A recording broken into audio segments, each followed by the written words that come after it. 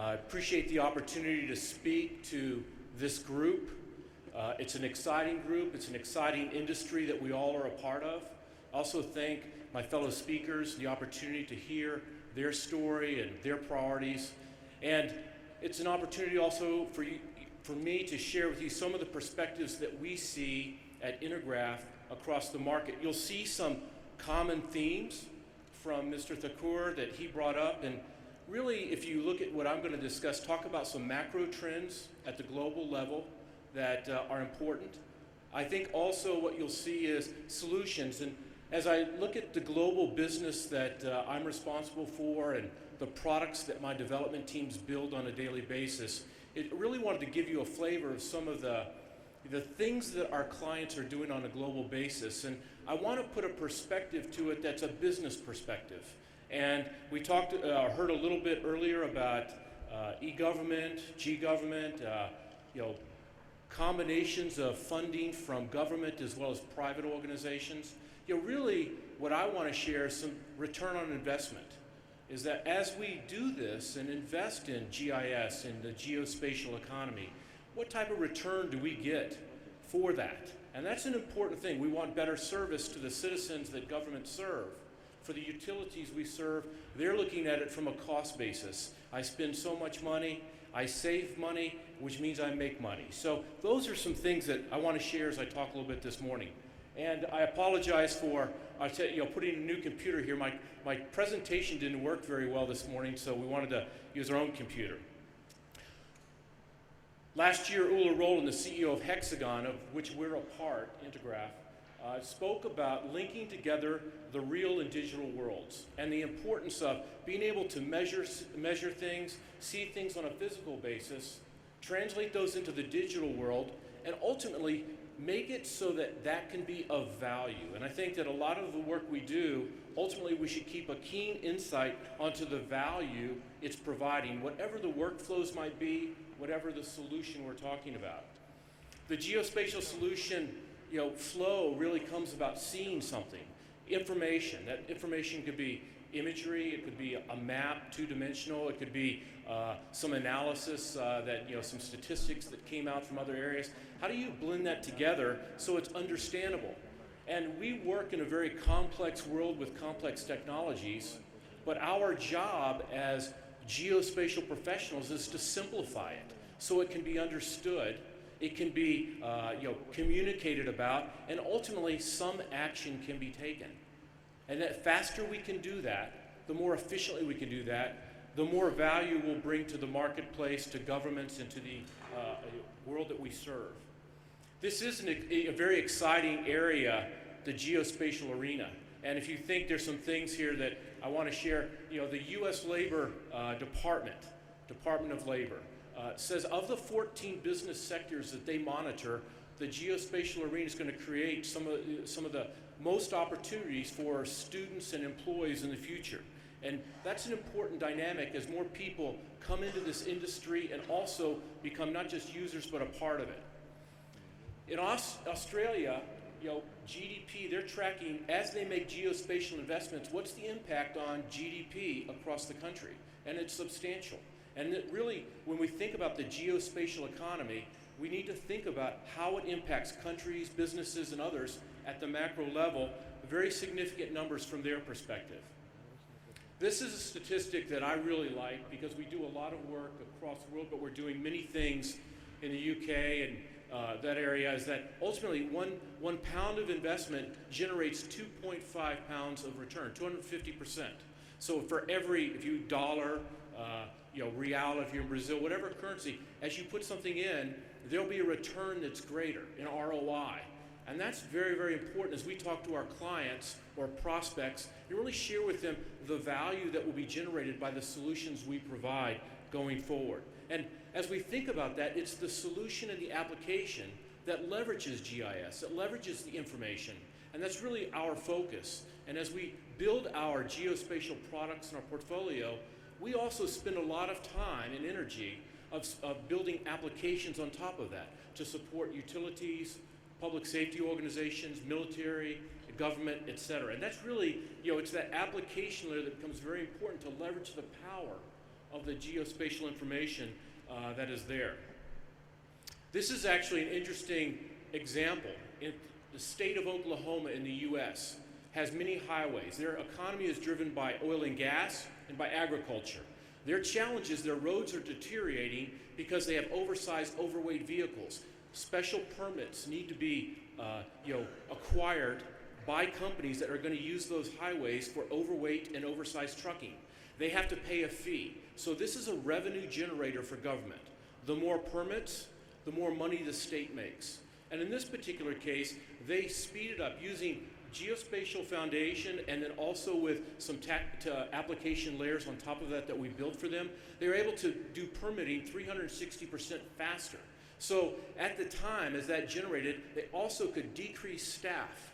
They could actually do it at less cost on the government. And they also generated 15% more revenue on an annual basis. This is, to me, smart government. How to generate and impact their business, that's really what this is about.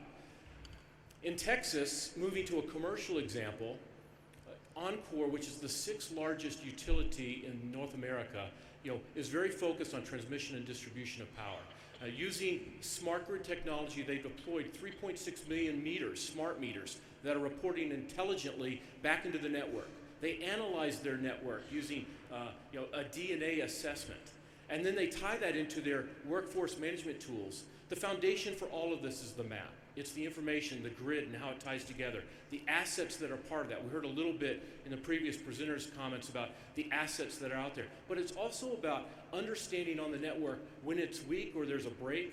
How do you manage an outage? And then how do you respond with mobile resources to the time, to the place, and get it fixed? Here, they're actually taking care of outages before customers even know about it. They've actually put a price point on the value that this solution builds from, and it starts with geospatial technology, of which we all work and are familiar with every day, but also puts it and ties it into mobile workforce management solutions and others, tying that together into a solution, a geo-service, if you will, that actually brings value to the customer.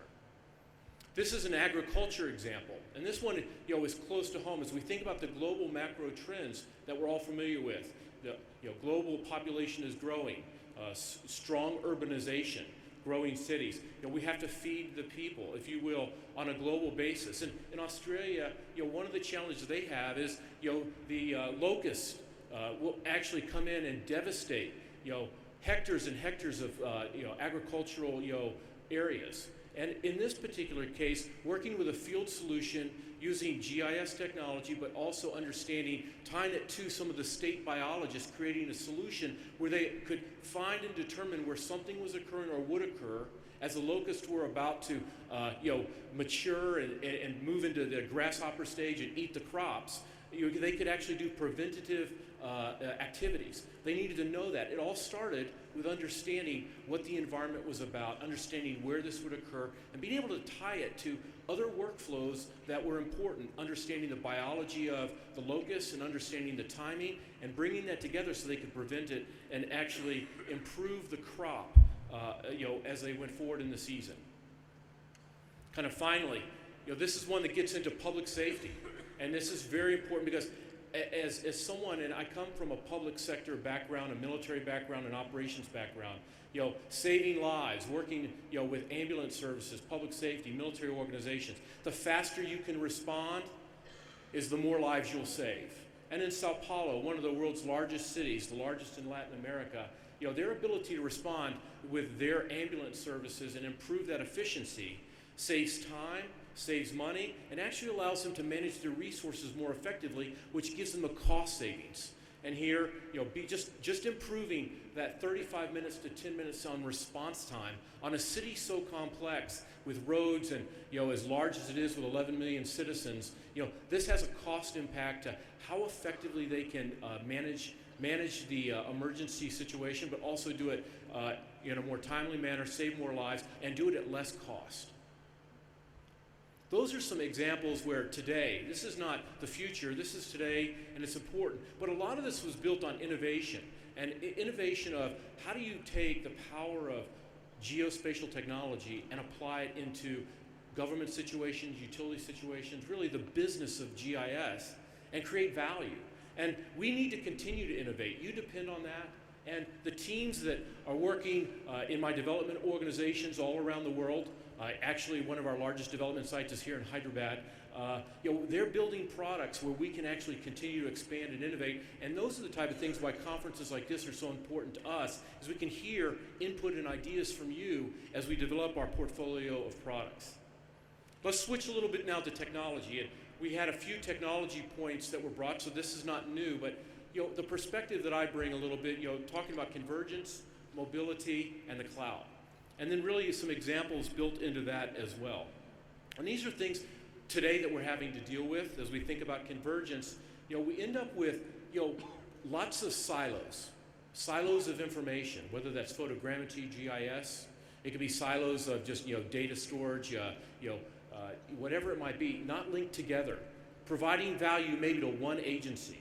But if they could be connected and combined, the power of all of that information being visualized and managed, really putting it into strong workflows and that tie together to allow you to make quicker, faster, smarter decisions. That's, to me, I think, the power of what convergence is, bringing things together. If you can't bring them together, how do you get coordinated workflows?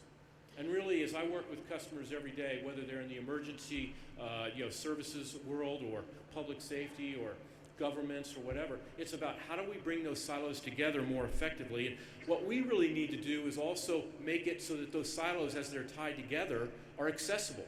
And they need to be accessible by mobile handhelds to desktops, whatever it be, from multiple streams. And that's where when we talk about the cloud, the ability of many parties, not just the single company or single department, but being able to access information and use it's very, very powerful. And as we build our portfolio, our Geospatial 2013 product lines are all fully integrated to start tying that together so you can get the value of that and not have to deal with multiple parties and vendors and so forth. Simplicity, which is really what we're about.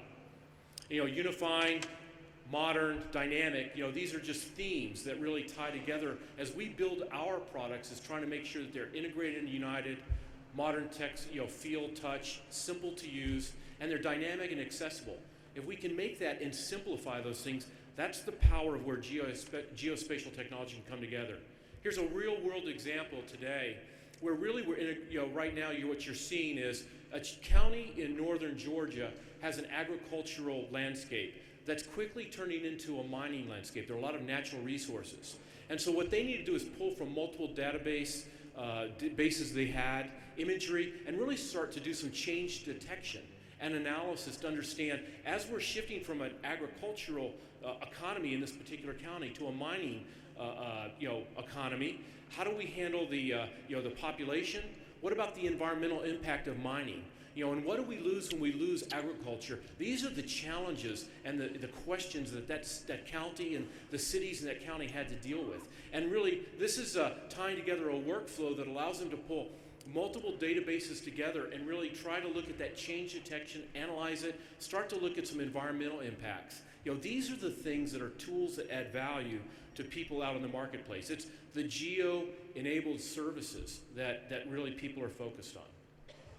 In mobility, we see it, we're all in here. There's no one in this room that doesn't have a mobile phone in their hand or in their pocket. That's happened very quickly in the world. How quickly mobility has become critically important. The applications that really have to be on a phone or the ability to access something are critically important. Here we take it to a public safety equation where we're tied in with the public safety part of Copenhagen with their fire department and so forth. And the ability to report a crisis or emergency is very, very important. Typically or traditionally, it's been by landline in many countries. 911 would be the number in the US. Today, people will text an emergency. Can the system handle it? And if they can handle that text or that phone call, how do you quickly find out where they're at? And then how do you then quickly find out where your resources are to respond? And this type of application is something being used by citizens as they report crime or a fire or some crisis. And it really adds to the speed of response. All at a foundation level is tied to the geospatial information that's there, but then also then the workflows and application on top of that that allow them to respond quicker to the scene with the right resources to handle the situation. Something a little bit less, less of an emergency, but citizens as they're walking around, the city of, can walk around and see here in Denmark as an example, a pothole, or there's trash that needs to be collected. Something the city, a service they're supposed to do, they actually have to go and look for those things and plan their schedule through the day. Here, the schedule can actually have input from citizens that are walking around. There are more citizens walking around than public officials in this country, and so they see things each and every day. Their ability to report that, where it's at, how to get something taken care of. In this case, the trash needed to be picked up at a public park, and they wanted to make sure that that was reported. These are simple applications. This is actually a downloadable one that we've worked with the country of Denmark. Finally, the cloud. In the cloud, at the end of the day, as you heard from the previous speakers, a critical thing, because as you think about data, and then you think about the term big data, well, geospatial data is the most impactful and sizable packets of information that are out there. You all know that as professionals, as community. And it grows exponentially. The ability to manage that is really important, and the ability to access that. And that's where I think the power of the cloud comes in, is that making it so products are cloud ready, if you will. We're working on that, working with Amazon Web Services and others to be able to do that, just like I'm sure other companies are as well. But making things cloud ready, or the ability to manage information in the cloud. This is a final example where a utility, KPN in the Netherlands, this is a telecommunications company that it uses third parties to actually respond to fixing things out on the lines. They have engineering firms that are subcontractors. Their challenge has been, how do those subcontractors and third parties access information that's held here within KPN? And you don't want to give them access to your internal systems. The cloud provides a mechanism where third parties and other people that are working with KPN can actually get what they need, get prints, diagrams, asset descriptions, access that so they can go do their job effectively. And that allows for a more effective subcontracting mechanism here at KPN. The cloud is actually a very powerful trend. I agree with Mr. Thakur that is something that is really going to impact a lot of different areas. But these dynamics, convergence, mobility, the cloud, those are the challenges of today. Many of us in this room, can remember challenges. If we go back 20 years, people were trying to understand, what was the internet? What did it mean? And no one, could anyone envision where we're at today and the power of that? What are the next, challenges we have? And I think that's really incumbent upon us in the geospatial community, the commercial side as well as the user side, our ability to kind of think forward and understand technology trends as they're happening, how to take our technology to make sure they work in that environment, and ultimately, how do they continue to provide value to the end customer? And that's really, my perspective, looking at a number of things that we want to, work with customers, but I also want to provide huge value to them. I want them to understand and get an impact that, if we can spend $1, there's a return of this amount. And I think that's the way, I think most of our customers think, and it's one that we're very proud to work with every day. Thank you all very much, and you all have a wonderful conference.